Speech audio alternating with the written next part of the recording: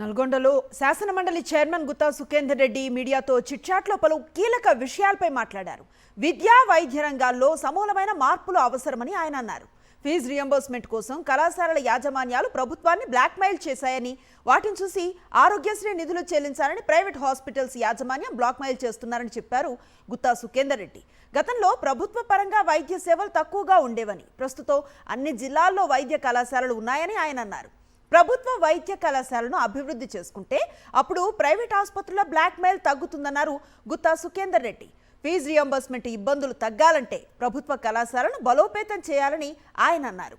Agriculture అధికారులు ముందస్తుగా ఏర్పాట్లు చేస్తే యూరియా కొరత ఉండేది కాదని అభిప్రాయపడ్డారు. ఇక ఎమ్మెల్సీ కవిత రాజీనామా ఆమోదించారని ఇటీవల తనకు ఫోన్ చేశారని తెలిపారు శాసనమండలి చైర్మన్ గుత్తా సుఖేందర్ రెడ్డి. మరోసారి ఆలోచించి నిర్ణయం తీసుకోవాలని చెప్పామని, ఆ తర్వాత ఆమె రాజీనామా అంశం మళ్లీ తమ దృష్టికి రాలేదని ఆయన వెల్లడించారు.